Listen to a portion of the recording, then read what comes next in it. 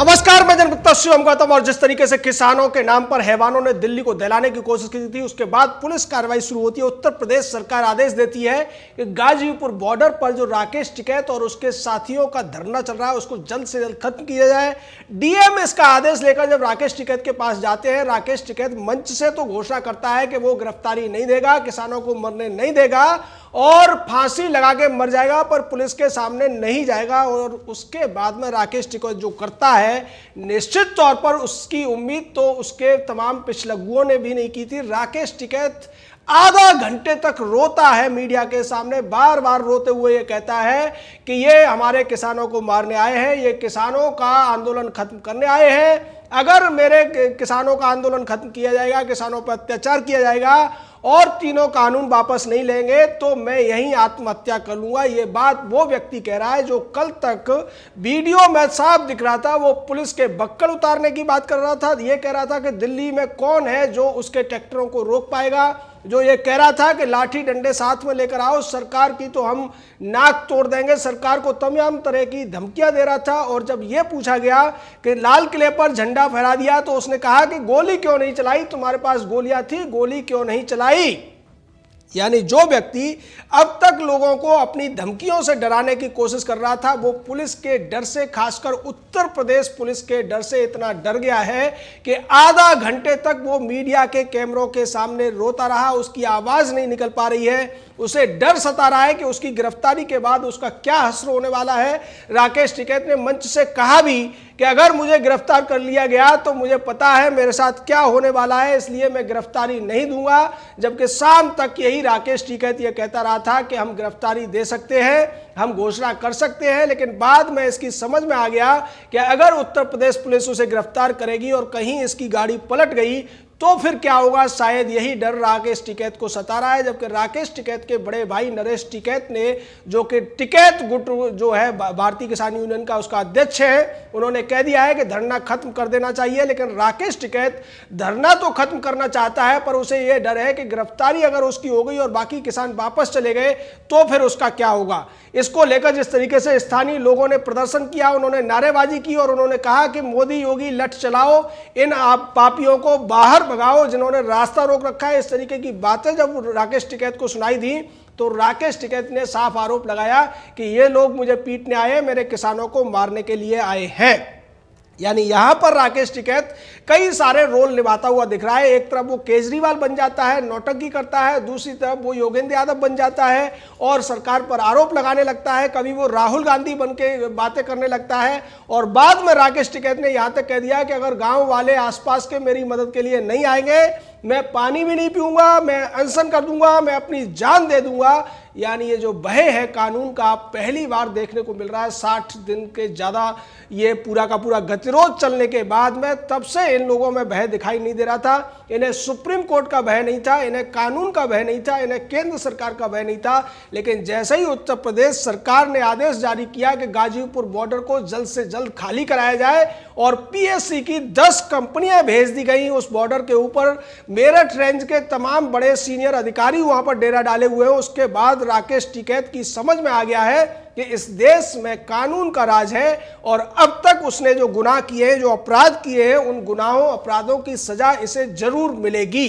राकेश टिकैत को समझ नहीं आ रहा है कि वो अपनी गिरफ्तारी दिल्ली पुलिस को दे या उत्तर प्रदेश पुलिस को। दिल्ली पुलिस ने उसके खिलाफ 307 का मुकदमा दर्ज कर रखा है, यूएपीए के तहत भी मुकदमे हैं, देशद्रोह के तहत भी मुकदमे हैं। दूसरी तरफ दिल्ली पुलिस से और एक तरफ है उत्तर प्रदेश पुलिस, जिसने अवैध रूप से सरकारी रास्ते को रोकने का मुकदमा कर दिया है राकेश टिकैत के खिलाफ। तमाम जो बड़े अधिकारी हैं उन्होंने बात करने की कोशिश की, राकेश को समझाने की कोशिश की कि ये सारा झगड़ा टंटा बंद करो, जितना कुछ हुआ है, देश का अपमान हुआ है, उसके बाद तुम लोग वापस लौट जाओ। लेकिन राकेश टिकैत नहीं माना और पुलिस ने भी कह दिया कि जब तक तुम मानोगे नहीं, हम भी यहां से हटने वाले नहीं हैं। इस पूरे मामले पर पूरे देश की नजर है। और वो जो किसान नेता अब तक राकेश टिकैत को अपना शेर समझ रहे थे, अब उन्हें समझ आ रहा है कि ये तो गीदड़ से भी ज्यादा कमजोर निकला, ये तो भीगी बिल्ली बना हुआ है। आधा घंटे से ज्यादा जो व्यक्ति कैमरे के सामने तमाम पत्रकारों के सामने रोता है, गिड़गिड़ाता है, मंच पर जो कांपता है, जो सीधे तौर पर कांपते हुए ये कहता है कि गिरफ्तारी नहीं दूंगा क्योंकि गिरफ्तारी करते ही ये मुझे मार देंगे। राकेश टिकैत खुद जानता है कि उसने कितना बड़ा अपराध किया है और इस अपराध के खिलाफ पूरे देश की जनता खड़ी हुई है। ये भी राकेश टिकैत और उसके तमाम जो तथाकथित मिसलीडर थे उनको पता है। लेकिन यहां एक और बात गौर करने वाली है कि आज तक चैनल के कुछ पत्रकारों को भी इसका बहुत ज्यादा दुख है। चित्रा त्रिपाठी नाम की एक एक्टर जो है आज तक चैनल की, जो आप जैसे एक्टर, इसीलिए मैं कह रहा हूं क्योंकि इस पर एक्टर ज्यादा है, चाहे राजदीप सरदेसाई हो या चित्रा त्रिपाठी, ये कहती सुनी गई कि जो धरना 2 महीने से चल रहा था उसको पुलिसिया कार्रवाई में थोड़ी देर में खत्म कर दिया जाएगा। बड़े दुख की बात है। सबसे ज्यादा दुख अगर किसी को हो रहा है आज तक चैनल को हो रहा है, और आज तक चैनल में चित्रा त्रिपाठी नाम की जो तथाकथित पत्रकार रूपी प्रपंचकारी है, इसको बहुत ज्यादा दुख हो रहा है। और वो राकेश टिकैत के रोने को भी ये कह रही है कि वो भावुक हो गए, इतने दिनों से मेहनत कर रहे थे, इतने दिनों से आनंद आंदोलन चला रहे थे, लेकिन अब पुलिसिया बार बार चित्रा त्रिपाठी पुलिस को पुलिसिया कार्रवाई कहके जब पुकार रही है, उससे लगता है कि वामपंथी सोच के लोगों में कितना अंदर तक डर बैठा हुआ है, कितनी घृणा है पुलिस के प्रति। जबकि ये लोग भूल गए कि यही पुलिस थी जब लाल किले पर ये उपद्रव कर रहे थे और पुलिस मार खा रही थी, पुलिस तलवारों से पिट रही थी, डंडों से पिट रही थी, लेकिन उसने देश की खातिर समाज में उपद्रव न हो, दंगा न हो जाए, इसलिए गोली नहीं चलाई, लाठी डंडे नहीं चलाए। लेकिन अब जब पूरे देश की निगाहें इस पर गड़ी हुई है और पूरे देश की जनता ये कह रही है कि पुलिस अपना कर्तव्य निभाए, इसके रास्ते में कोई भी आए, चाहे तथाकथित किसान नेता हो या किसान के रूप में हैवान हो, उन सभी के खिलाफ कड़ी से कड़ी कार्रवाई होनी चाहिए। और इसको लेकर जिस तरीके से पूरे दिन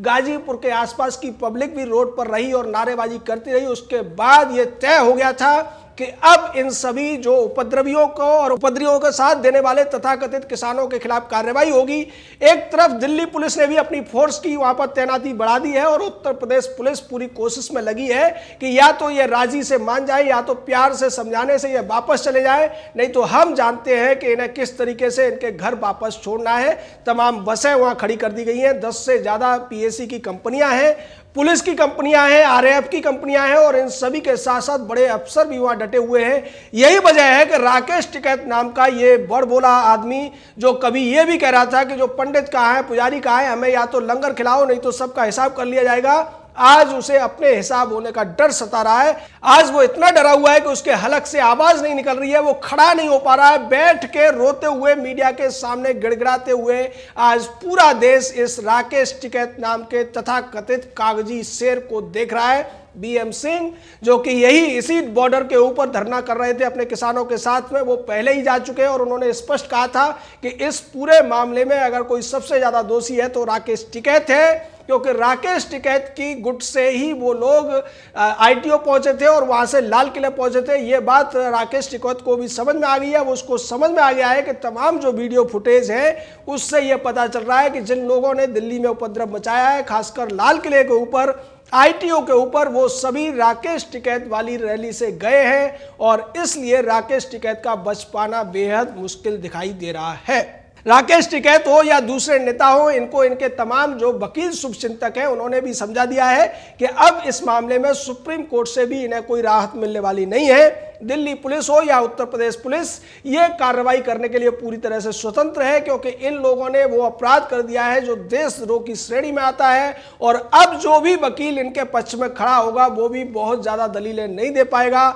निश्चित तौर पर यही वो डर है जिसकी वजह से राकेश टिकैत अब फपक फपक कर रोता हुआ दिखाई दे रहा है। आज वो लोग बहुत खुश होंगे जो कल तक राकेश टिकैत के भड़काऊ बयान सुन के गुस्सा हुआ करते थे, जिन्हें क्रोध आया करता था, जिन्हें यह लगता था कि ये व्यक्ति कुछ भी बोलता है, लेकिन प्रशासन का डर इसको बिल्कुल भी नहीं है। आपको एक और बात बता दें कि ये राकेश टिकैत दिल्ली पुलिस में रहा है, इसके पिता बड़े किसान नेता रहे। महेंद्र सिंह टिकैत को कौन नहीं जानता इस देश में, लेकिन उन लोगों को यह नहीं पता होगा कि उन्हीं का बेटा इस तरीके की हरकतें करेगा, खालिस्तानियों का समर्थन करेगा और उल्टे पुलिस पर सवाल उठाएगा कि गोली क्यों नहीं चला रही है। और अब वो वही भड़काऊ भाषण देता है, कहता है पुलिस गोली चलाए, पुलिस हमें मारे, लेकिन हम यहां से खाली करने वाले नहीं हैं, हम यहीं पर रहेंगे, यहीं पर फांसी लगा लेंगे और अगर कानूनों को वापस नहीं लिया गया तो मैं आत्महत्या कर लूंगा। यानी कि जो व्यक्ति कल तक सरकार को चुनौती दे रहा था, सरकार की ईंट से ईंट बजाने की बात कर रहा था, दिल्ली के पुलिस वालों की बक्कल उतारने की बात कर रहा था, दिल्ली में ट्रैक्टर जबरदस्ती घुसाने की बात कर रहा था, जो ये कह रहा था कि लाल किले से इंडिया गेट तक वो रैली निकालेगा, आज वो इतना निरीह हो गया है कि आज उसे अपनी जिंदगी का खौफ सता रहा है। अब उन किसानों को भी समझ लेना चाहिए कि ये जो नकली नेता हैं ये बड़ी बड़ी बातें करते हैं, लेकिन जब इनके खुद के ऊपर आती है, जब इनकी खुद की जान फंसती है तो ये किस तरीके से रोते हुए नजर आते हैं। ये किसानों के युवकों को या जो युवाओं को भड़काते हैं कि वो सरकार से टकरा जाए, जिंदगी की परवाह ना करें, जिंदगी कुछ नहीं है, देश के लिए बलिदान हो जाओ। लेकिन आज जब उनके ऊपर ये बात आ पड़ी है, राकेश टिकैत को ये लगने लगा है कि अब वो बचेगा नहीं, उसकी गिरफ्तारी निश्चित है, तो राकेश टिकैत किस तरीके से गिड़गिड़ाता हुआ दिख रहा है, किस तरीके से रोता हुआ दिख रहा है। कुछ मीडिया वाले इस पर हंस रहे हैं और कुछ आज तक चैनल की चित्रा त्रिपाठी जैसे लोग अंदर से रोते हुए भी नजर आ रहे हैं। उन्हें यह लग रहा था कि यह धरने का नाटक लंबा खिंचेगा, उनकी टीआरपी बनी रहेगी, लेकिन उनकी टीआरपी को तो राजदीप सरदेसाई ने पहले ही झटका लगा दिया। और रही सही कसर आज चित्रा त्रिपाठी की इस रिपोर्टिंग ने पूरे देश को दिखा दी कि आज तक चैनल किस तरीके से इन उपद्रवियों के साथ सहानुभूति रखे हुए हैं और इन उपद्रवियों को बचाने के लिए कोई भी झूठी खबर दिखाने से आज तक चैनल पीछे नहीं हटने वाला है। जय हिंद, जय भारत।